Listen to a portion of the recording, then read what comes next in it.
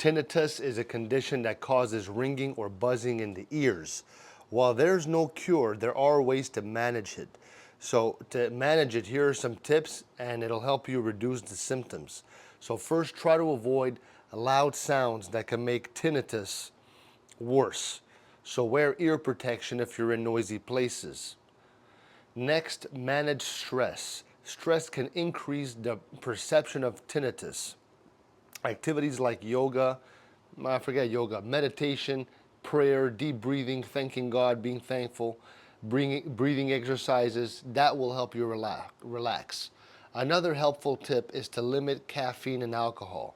These substances can make tinnitus more noticeable, so cutting back may help.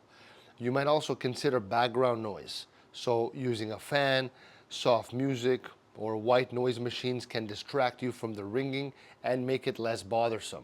So consulting a doctor is important too. They can check for any underlying issues and recommend treatments like hearing aids or sound therapy.